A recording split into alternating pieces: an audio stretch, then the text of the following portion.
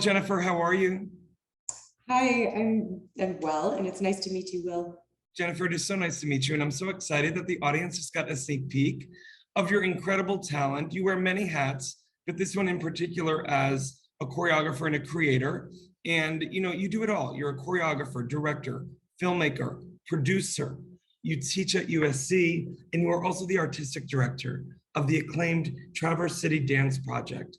But I have my first question, Jennifer, which is, where were you born? And when did you realize that you had an affinity for music and the arts? Yeah, I was born in Indianapolis, Indiana, and I grew up in a family that, while nobody was a professional artist, we really celebrated music, especially in my family. My dad, well, my parents were when I was born, they lived in this rad mid-century crazy modern house that was like a tree house. Oh my and we gosh. had amazing, yeah, it was amazing. And we had woodpeckers like pecking on our house all the time, and they had shag carpets everywhere, and it was like totally not kid friendly, like a big balcony that just opened up over the living room that we could have dove off if we wanted to. And yeah, but it was like we had glass walls, and it wasn't like a huge house, but it was just beautiful. And I feel like, so I grew up in this like super inspiring space, like from the first 6 years of my life. And I have so many memories there. And then my dad had this incredible record collection, my parents had. And my mom loved music. She has 4 sisters, and they grew up in Southern Indiana. My grandma was from Kentucky, from coal mining Kentucky. And so this sort of Appalachian music heritage was like very much a part of the culture of my family. They would sing harmonies and, all these songs whenever they would get together, big family gatherings, lots of singing. And I, of all my siblings, was the one who just totally ate it up. And I would be right there in the middle of them, singing with them. And I remember for my dad's 40th birthday, I had like a mallet and I sang Tomorrow from Annie. Of course you did. Of course Yeah. you did. And then I had a little sister. I have 2 sisters and a brother, but my little sister, I was always making dances on her because she was the one who would go along with me. So yeah, I mean, I was not like, my parents didn't really know how to like push me into a professional track, and they were not at all stage parents, but they also really loved and encouraged my musical and dance interests. Wow. So yeah. Jennifer, what I love so much about your story, and I'm just eavesdropping in now on young Jennifer, that you literally and figuratively grew up with a sense of play and childlike wonder based upon your surroundings, that you literally your normal was a sense of play and encouragement to expand your imagination, because first and foremost, your home was unlike any other one that you probably went to play dates with. And so your parents set you up, I'm already imagining, in your bone marrow, this sense of musicality,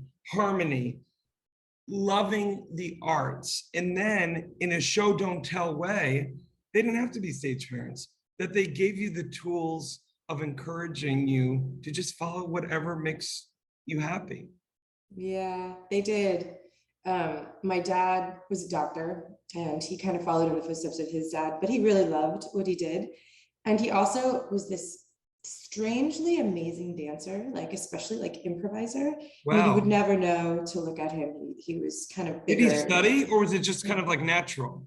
He did not study. No, I Oh mean, my he was God. just funky, like, and he had a kind of like polycentrism, polyrhythm kind of built into his system. And I think, you know, he listened to a lot of music. He had a, again, huge record collection. Stevie Wonder was like probably the most played, but then also like Peter and the Wolf, and also tons of Michael Jackson, tons of Diana Ross, tons of, you know, really like he loved Motown. Um, and then he loved like the Beatles, you know, so he had out all of this crazy, you know, spectrum, and Shostakovich, you know. Oh my God, I love it. So yeah, and we just constantly had music on in my house. So yeah, I think it was important to him or exciting to him that, you know, movement was a real part of his kind of personal culture. Well, then you That I took think it and you embraced. ran with it, Jennifer. I mean, look at, Yeah. I mean, I can only imagine your sister who you built these dances on became your first muse, God bless, or, you know, your first, how do I say it, student without her maybe knowing it. I'm curious how you went from being a kid loving all of these artistic forms of expression to actually doing the thing. Was it in college? Was it a moment after college? Was it an aha moment at one point where you were like, I want to do, I have things to give. I just have to now learn the how with a craft. Yeah. So in high school, I mean, I was always in musicals and stuff in high school. And then about my sophomore year in high school, I decided I really wanted to focus on ballet. Um, and I started going to two different high schools at once.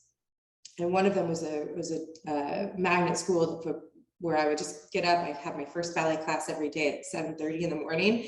And then I would take a break and drive to my other school where I finished my academics. But I had this moment, I was like, I want to be a ballet dancer. And I think it was, I had gone away for my first summer and I had seen, like, I had not really been exposed to like serious concert dance. And except my first dance concert was Alvin Ailey touring to Indianapolis, and blew my mind. I was like, what is this thing? I had been dancing my whole life, but had no idea. And then I went away to North Carolina School of the Arts for a summer, and also my mind was just blown, and I felt like I was good at it.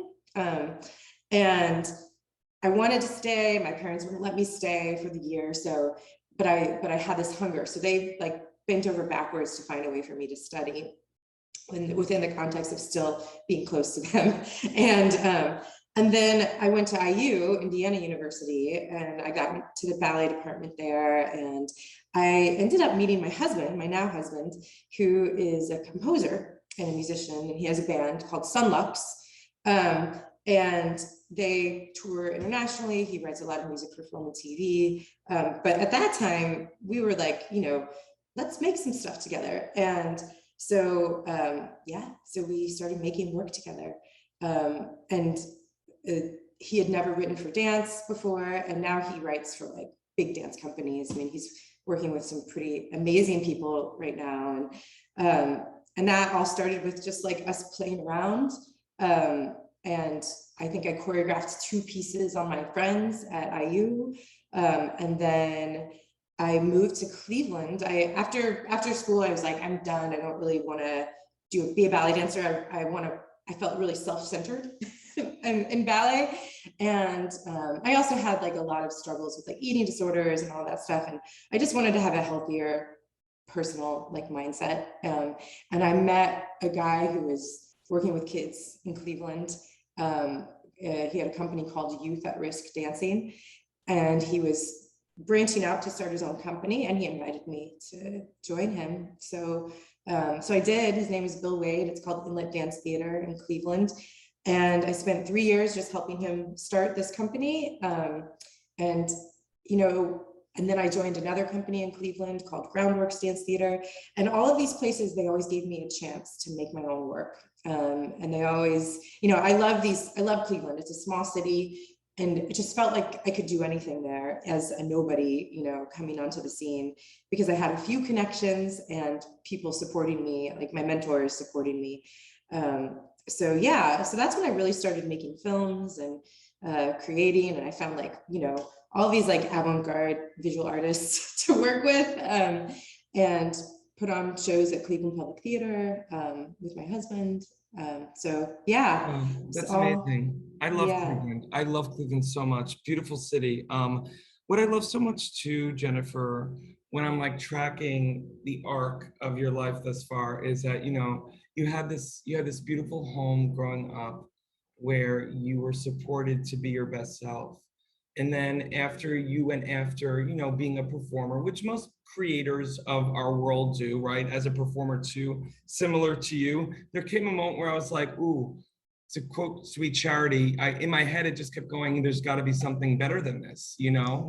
And, you know, and I love the fact that when you went to Cleveland, especially, well, even before that, you had teachers and mentors, and then Cleveland, this beautiful city that supported your artistic needs, wants, and desires. And it's all these little buoys of support that you got that you now then get to give away, that you then get now to give away as a creator, a director, a choreographer, a filmmaker, and also as the artistic director of the Traverse City Dance Project, which seems like perfect sense when you again track the arc of your life and career. I'm curious, specifically with the dance project, how the idea of that came about, what you're most excited about moving forward and out of this, you know, horrible 18 months with your dance initiative. Thank you. The Traverse City Dance Project was born in 2012. But even before that, I moved to New York later on after Cleveland to just mostly to make my own work. But I also freelanced with a bunch of different people. And my very, very first friend was a guy named Brent Whitney. We were both doing like internships at Steps on Broadway. And then we just really hit it off, and we were hanging out on my rooftop one night and talking about what we would love to do.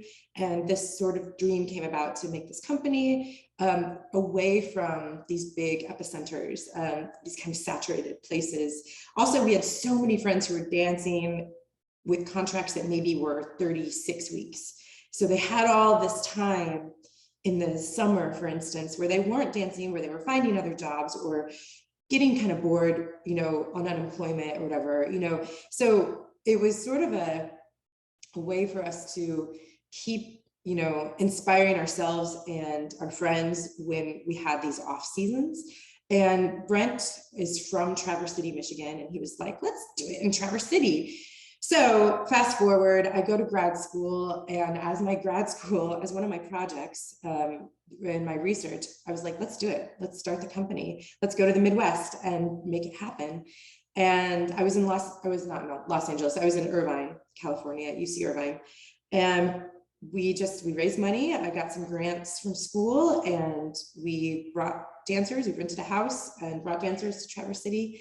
We rented out the Opera House, and we spent about a month making work and putting on a show.